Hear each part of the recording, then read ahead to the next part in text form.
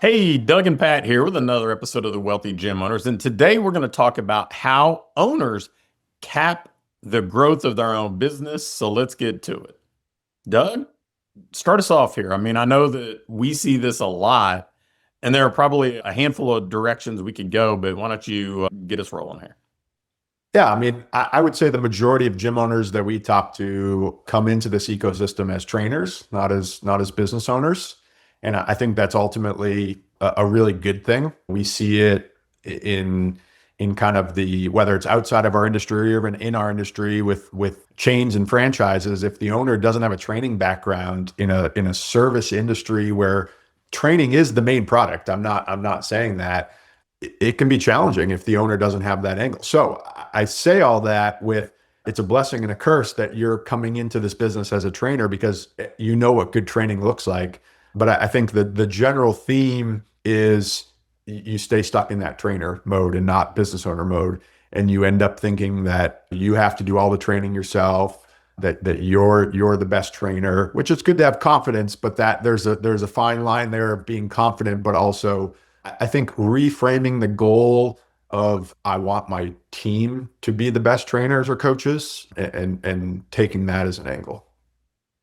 Yeah, I mean, I think it's natural. I think most of us, not necessarily all, when we get into a profession, and I know I did it twice, right? As a college baseball coach and then as a trainer, you're kind of like, hey, this is awesome. I get to work in an environment that I like. I get to have an impact in a way that's important to me. This is great. I love spending my time doing this, but over time, you recognize that the morning shift and the evening shift it kind of wears you down. Maybe you have a family, you want to spend time at home, you're on a different schedule than your significant other, you have kids that you want to be kind of involved in their world. So I think what we want from the business evolves over time, but we're not always necessarily good at evolving with it, right? We're not always good at evolving how we generate business because in the beginning it can be word of mouth and referrals and just kind of from a particular network or maybe just plucking one marketing strategy out and becoming adequate at it because if you're a solopreneur you don't need all that much, right? Like we don't need 140 clients in a small group environment if it's just us. You can get by with a pretty small number of people if the overhead's low and you're the only coach. But there aren't a whole lot of people that last a couple decades in our industry doing that. So let's just pick one and dive into it. So where do you want to start? One thing that somebody gets stuck with and how they might change it. Yeah, I mean, I would say the hiring is certainly the big one. Hiring your first team member and subsequent team members. Going into that mindset, as you stated, where you can only and it's cool if that's as big as you want to get as a solopreneur, but that comes, as you said, with the sacrifice of being tied to a certain schedule and maybe not having the freedom and autonomy that with a good team you can certainly have. And so I think to get past that cap, sure, marketing needs to be in place, systems need to be in place, but the reality is, in order for those to be implemented, you are going to have some free time to work on those things. And in order to have free time, you can't be on the training floor. And so that's why I've been a big proponent of your first hire being a coach rather than an admin, because we think that I understand the saying of like an admin's cheaper than a coach. I think that used to be true. I think in the marketplace nowadays, those tasks are arguably equal or not greater value, equal if not greater value than training, as far as in-house stuff goes. And also, as I stated earlier, like most of us came into this, myself included, as a trainer, and so the marketing and admin stuff is not something we're great at usually. And so it's kind of like if we do hire that out right away, or we make that our first hire, I always say it's like the blind leading the blind, right? We're not good at it and we're trying to teach it to somebody versus what good coaching looks like. And so looking at How can I offload wherever I always look at it like wherever I think I'm going to best work on the business, whether that be the marketing side of things or anything like that. Whatever time of day I want to work on that is where I'm going to try to offload my coaching hours and freeing up some of that time, not to have free time, but to work on the marketing and kind of lead gen side of the business. So first step is a hire, and then you kind of just finish that off with marketing and lead gen.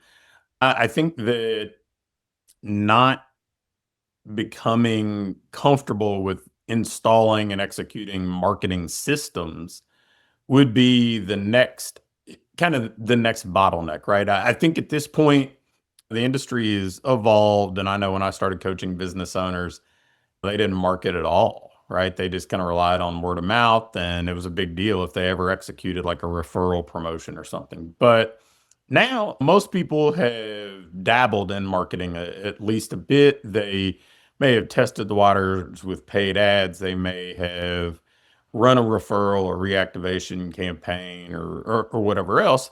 But if you're doing everything, it's hard to be consistent with that. It's hard to have a systematic approach. I know with our clients, without exception, all the successful ones execute, not just have, but execute a monthly marketing plan.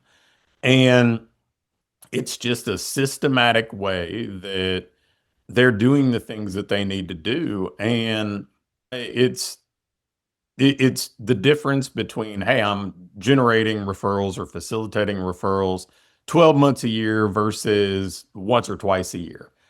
And that compounds. And or I'm generating leads 12 months a year instead of being in desperation mode after you had a few cancellations and pauses. So I would say that's number two. Anything you want to add to that? Yeah, I mean the whole cap idea, right? So you can I think you can get to 30, 40, 50 clients without marketing, just through having a good product and word of mouth. And frankly, a lot of the gym owners that come into Project 500 on their onboarding call, I ask them, are you doing any marketing or just getting started? And I would say 9 out of 10 calls, it's I'm just getting started because they're trying to move past that cap of a solopreneur. And you can't, in my opinion, you can't get past that cap without starting to market because like you said, the industry has gotten maybe a decade ago, you could get away without marketing, but the industry has gotten more crowded. People's attention is more scattered. And so even if you're good at what you do, I still think marketing is a requirement. And so just making sure that you carve out the time, follow the system. As you said, all of our clients, I shouldn't say all of our clients. I would love if all of our clients followed the monthly marketing plan. We encourage it, but our best clients, our most successful clients follow the monthly marketing plan that we provide and versions of. And like you said, just the consistency of it. It's so cliche in our industry, but all the same stuff you teach your training clients is the stuff that we need to kind of adopt as owners, which is all of us would agree that working out twice a week, 50 weeks a year is way better than going hard for 8 weeks and then not working out the rest of the year. It's the same thing with marketing. So the next one that I want to touch on, and I think it's kind of an underpinning of the previous two, is just kind of this identity shift from being a trainer to an owner and understanding that typically, a lot of the people that we talk to, they want the benefits of being an owner, right? They want the the work schedule, they want the revenue, they want the opportunity to build wealth. They for the most part all care about the impact that they're having and being able to scale that.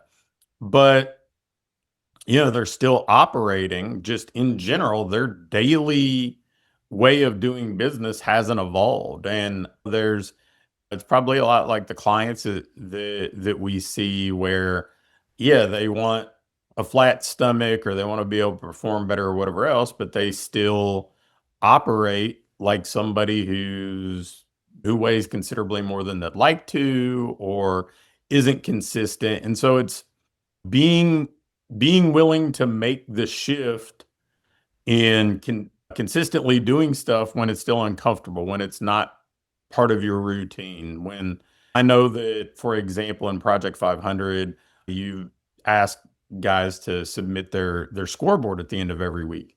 Well, for most of them, this is a pretty unfamiliar and kind of uncomfortable thing, but over time, yeah, it becomes a habit. And eventually, it's just this is part of what I think of as being an owner. Same thing with the monthly marketing system, same thing with having a team meeting.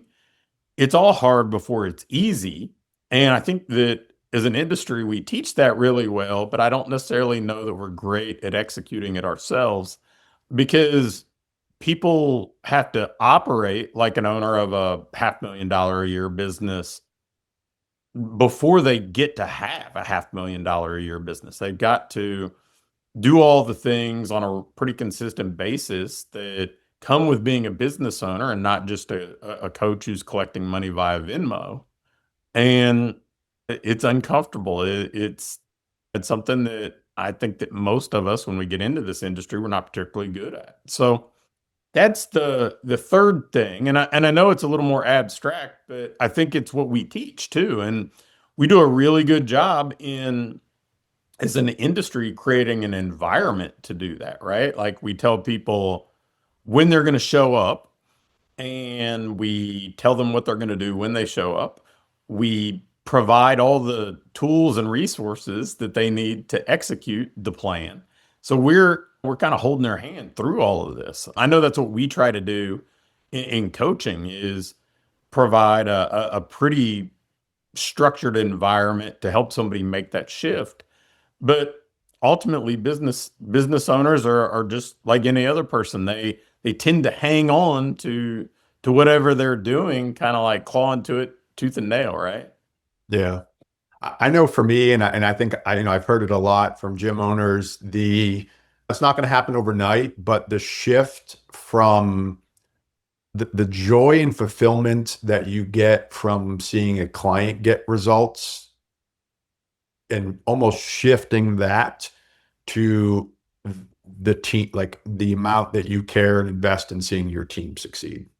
And even if your team is just one part-timer right now, right? But oftentimes in trying to change this identity and get past this cap, we build a team or we hire, I should say, not build a team, we hire, and then we're like, okay, cool, I don't have to worry about that. I don't have to worry about that person. I don't have to worry about that hour. They're covering, I always hear this person is covering those hours. And you may not mean this, but the way I interpret that is, well, now I don't have to worry about them. I don't have to worry about that part of the day. And the reality is, like, I know, and it's gradual, but for me, like, I couldn't tell you in our locations. I certainly, I'm confident that the clients are happy and getting results, but I don't ever think that way. I made the shift years ago to think, is my team happy? Is my team developed? And again, team could be one other person, because I know deep down, if they are happy, if I've poured resources into developing them, then that's going to trickle down to the clients getting results. But almost making that identity shift of, I'm not saying I don't care about the client success, but I care more about the team success, because I know that if I pour as much as I can into them and they're happy, they're successful, they're well trained, that's going to have that ripple effect down to the clients. Yeah, that was something that I think I picked up from going through a Disney training many years ago. Like they spend a whole lot more on prioritizing the cast over the guest because yeah, the cast is that front line that is going to ensure the guest success. So you can't just think of them as a pawn in this whole kind of chessboard. You have to think of them as like, okay, this is my conduit to getting the outcome that we want. So, all right. So we've talked about hiring, having a team. We've talked about installing a systematic approach to marketing. We've talked about kind of making that shift from coach, operator to owner. Is there anything else that we see owners kind of inadvertently or accidentally doing that holds them back? Not off the top of my head. I mean, broadly across all that, I think to give you a very like tactical thing to do, I'm a big fan at these growth stages of constantly doing, and constantly meaning like at least a handful of times a year, doing a very accurate time audit. In fact, we just found out, she didn't even tell us in a good way. One of our head coaches at one of our facilities was hearing like chippering that the coaches were overworked and they had too much to do and blah blah blah. So she had them do a time audit, and since that time audit, they've never complained because I think they became self-aware of, yeah, actually, I'm probably just disorganized or need to better manage my time. I actually don't do that much. But as owners, usually the quantity of things you're doing is a lot. But the time audit is very helpful because not only does it kind of identify where you're spending your time and how you could better spend your time as an owner, but it also gives you a very concrete list of things that you could potentially delegate, right? And that leads into the hiring and all that. But I think the time audit is, at any stage where you are feeling capped, the time audit is a great exercise to go through. Awesome. Well, hey, if you're an owner who is watching or listening in and you feel like, hey, I'm kind of stuck and I'm not moving to the level that I want, and I feel like I'm putting in enough time and I'm working hard. Hopefully, one or more of those things that we just touched on gave you kind of that aha moment so you can kind of release the parking brake, right? And move to the next level. And I mean, we know it as coaches, we know it for the people that we serve. If you want something better and different, then we've got to be willing to do something different. So hopefully that was helpful. And that's another episode of the Wealthy Gym Owners with Pat and Doug signing off.